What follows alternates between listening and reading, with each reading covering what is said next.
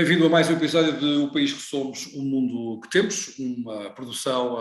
em coautoria entre a Universidade Autónoma de Lisboa e o Ministério da Defesa. A convidada deste episódio é a Patrícia Galvão Teles. Patrícia, muito boa tarde. É importante olhar para as alterações climáticas como um aspecto importante na definição do conceito estratégico de defesa? Sim, muito obrigada pelo convite. Olá, Pedro. A resposta é claramente sim. Aliás, o atual conceito estratégico de defesa nacional já o faz, identificando, mas de uma forma bastante genérica, as alterações climáticas como um risco dentro dos principais riscos e ameaças à segurança nacional. Falo de uma forma, eu acho que talvez demasiado genérica e por isso é interessante aprofundar, até porque conhecemos mais, sabemos mais sobre as alterações climáticas e o risco e os impactos que vão ter no mundo, desde a data do último conceito de defesa, estratégico de defesa nacional, que é de 2013. Depois disso já tivemos um conjunto de relatórios do painel intergovernamental sobre as alterações climáticas, que é no fundo a fonte da ciência, o conhecimento científico que nos é trazido com peritos de todo o mundo.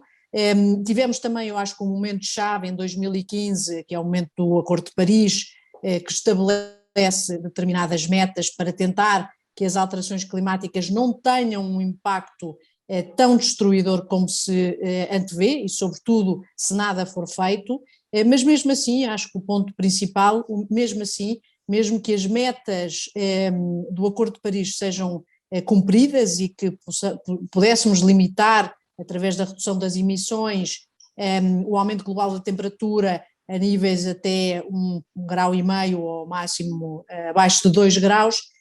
alguns efeitos já estão a ser sentidos e vão continuar a ser sentidos, e um deles, em especial, que eu gostava de destacar… Subida do nível do mar. Precisamente. Portanto, mesmo com o otimismo, é uma inevitabilidade essa subida do nível do mar. E não é só mesmo com otimismo, é mesmo com a redução de emissões, mesmo com a redução de emissões no melhor cenário, no best scenario, a situação é tal hoje que cientificamente está demonstrado que o nível médio do mar vai subir, mesmo que estejamos no melhor dos cenários, ou seja, com o Acordo de Paris a funcionar em pleno e com as medidas de mitigação e adaptação a funcionarem, estimam os cientistas que o nível médio do mar possa subir em 1 metro, o que é muito mais do que subiu nos últimos séculos, o que é também claramente porque há subidas de oscilação do nível do mar que têm a ver com questões naturais, mas neste caso é claramente ligado à atividade humana, e esse subir do nível do mar, essa subida do nível do mar média de 1 metro, que pode parecer não muito significativo, pode ser muito mais grave em determinados pontos do globo, porque não é uniforme, o fenómeno não é uniforme, por isso se o nível médio é 1 metro até ao fim do século XXI, até 2100, em alguns pontos do globo essa subida vai ser superior, e esse impacto é sentido onde essa subida é maior e onde existem estados, sobretudo no Pacífico e nas Caraíbas, mas também em alguns pontos da Europa, nos Estados Unidos e na Ásia, em que temos ou pequenas ilhas que são ilhas atol, que são ilhas baseadas em recifes e não de caráter vulcânico, ou então em países com zonas costeiras baixas, como é o caso do Vietnã, do Bangladesh, com deltas de rios, de vários pontos nos Estados Unidos e alguns pontos na Europa. Aliás, é de ressaltar que a própria Holanda é um território… Sim, os próprios Países Baixos. Exatamente, abaixo. Mas suponho que Veneza e New Orleans não tenham uma vida fácil. Não, alguns pontos de Portugal também não, e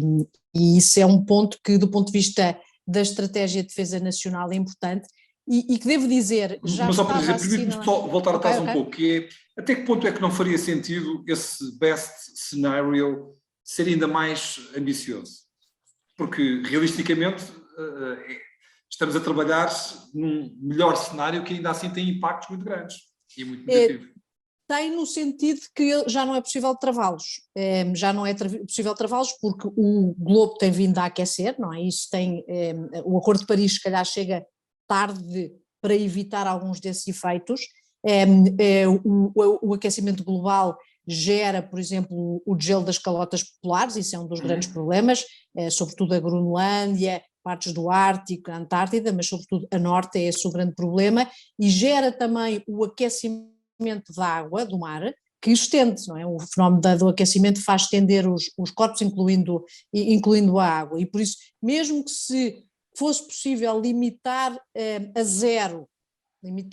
a subida da temperatura hoje… O dano já está feito. O dano já está feito e ele vai se manifestar ao longo dos tempos. Agora, uma coisa é termos cenários, e por acaso recentemente apareceram simulações, há um sistema de inteligência artificial que tem estado a fazer simulações e apareceu na imprensa estrangeira e na imprensa nacional essas simulações. É muito diferente no melhor cenário de corte de emissões e dos objetivos de Paris, a subida do nível do mar, que não significa que alguns países não sejam algumas zonas muito afetadas, mas não significa o tal cenário desastroso de apocalipse que de facto se continuarmos no cenário do business as usual, que é de não cortar totalmente as emissões até 2050, então aí o dano será muito maior e a capacidade de lidar com ele também, que é esse um problema. E antes de entrarmos nas consequências para Portugal e para o mundo de todas essas consequências negativas que o aumento da temperatura média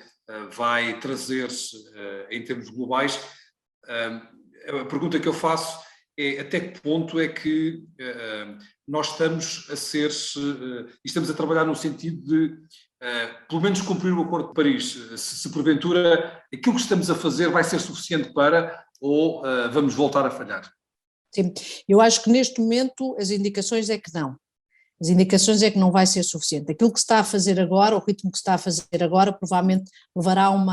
aumento de uma temperatura média global de cerca de 3, 4 graus, o que significa que os fenómenos climáticos vão ser extremos, zonas do globo vão mudar completamente. Por exemplo, Portugal pode passar a ser um país de deserto, não é? E neste momento não, e por isso é que as esperanças agora, o Acordo de Paris foi um grande esforço, foi um grande momento de multilateralismo e de fixação de objetivos, mas foi deixado ainda ao critério de cada Estado como é que chegamos a esse objetivo. Há um objetivo global e cada país é livre de determinar como é que chegamos lá. E é evidente que alguns estão a fazer mais, a União Europeia é certamente a zona do globo mais avançada e planos mais ambiciosos, mas outros países estão mais atrasados ou há menos vontade política, e é também uma questão de capacidade económica, porque como nós temos visto em muitas discussões recentes até sobre outros assuntos, a transição energética não deixa de ter custos económicos. Estamos a vê-los todos os dias. Exatamente. Vamos aos impactos, tanto em Portugal como no mundo, Patrícia Galvão Teles. Os impactos são muito importantes de identificar, e devo dizer que o conceito estratégico existente já identificou um deles, e que é importante para Portugal, porque já referia à necessidade de estudar os impactos das alterações climáticas nas zonas marítimas costeiras e planear os recursos necessários para a adaptação das zonas costeiras àqueles impactos. Eu acho que agora o novo conceito tem que passar à fase da ação, implementar essas medidas, porque um dos impactos, e esse eu acho que é o mais importante para Portugal, é o facto de, ao subir o nível do mar, as zonas costeiras, se nós continuarmos a contá-las pelas zonas marítimas, perdão, a determiná-las pela Convenção das Nações Unidas sobre o Direito do Mar, vão diminuir, e por isso resulta numa perda de zonas marítimas, e as zonas marítimas, no nosso caso, sobretudo a zona económica exclusiva, é um recurso extremamente importante, e por isso é importante tomar medidas, não só as de mitigação, que é diminuir as emissões, mas também de adaptação, nomeadamente através da construção de barreiras naturais, por exemplo, para evitar que a subida do nível do mar, a erosão da costa, significa uma entrada muito grande do mar na zona costeira para evitar essa perda de zonas marítimas. Mas os outros impactos, que talvez para Portugal não sejam tão relevantes imediatamente ou tão necessariamente com um impacto nacional direto, mas não deixam de representar um problema em termos de segurança e paz internacionais, e ainda muito recentemente, em meados de outubro, o Conselho de Segurança, que já tinha tido várias discussões sobre a questão das alterações climáticas e as questões de paz e segurança, e teve em meados de outubro um debate específico sobre a questão da subida do nível do mar e os riscos para a paz e para a segurança internacional. Identificam-se também dois outros riscos que têm a ver com, por um lado, o facto de, nesses países mais vulneráveis, não é? Países com zonas costeiras baixas, países, pequenas ilhas no Pacífico e nas Caraíbas, a subida do nível do mar poder levar a grandes movimentos de população, ou seja, deslocados internos por um lado e, noutro caso, até migrações para outros países. E como nós sabemos, e nos últimos anos aprendemos bastante bem aqui na Europa, os fenómenos migratórios, seja por que razão for, e aqui no fundo é mais a questão climática e a subida do nível do mar vem acrescentar às questões de conflitualidade, perseguições étnicas, etc. Por isso é mais um fator que vem agravar o potencial de deslocamento interno de população, com os riscos que isso pode implicar em termos de conflitualidade interna, e também o risco de migratório internacional, com o risco que isso implica em termos da pressão que envolve nos países destinatários. E por outro lado também vamos ter, no caso mais extremo, não estou a falar do continente europeu claramente, mas estou a falar de algumas pequenas ilhas no Pacífico e no Índico, a subida do nível do mar pode levar ao próprio desaparecimento do Estado. Talvez não ainda no século XXI, mas dependendo do aumento em concreto e das medidas que se forem tomando entretanto, dentro de 100, 150 anos podemos ter países que são membros das Nações Unidas, como o Tuvalu, ou o Vanuatu, ou o Kiribati, ou as Maldivas, a desaparecerem, mesmo que isto seja um fenómeno lento e progressivo. E evidentemente tudo o que seja movimento de população, bem como o potencial de desaparecimento do Estado e depois os recursos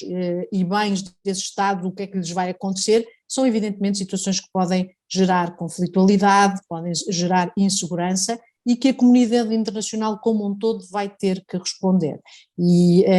tenho muito orgulho em fazer parte, enfim, também como académica que tenho trabalhado sobre estas questões, mas na minha qualidade de membro da Comissão de Direito Internacional das Nações Unidas estamos a fazer um estudo sobre os impactos jurídicos da subida do nível do mar e sobre as possíveis soluções. No fundo, não é para evitar, porque o direito não pode evitar a subida do nível do mar, mas para ajudar os Estados a melhor lidarem com estes vários fenómenos que depois todos em conjunto podem resultar em situações de ameaça à paz e à segurança internacionais. E é bom que queiram ser ajudados. Patrícia Galmatelos, muito obrigado pelo teu testemunho aqui no País que Somos, o mundo que temos. Até à próxima. Obrigada, Pedro.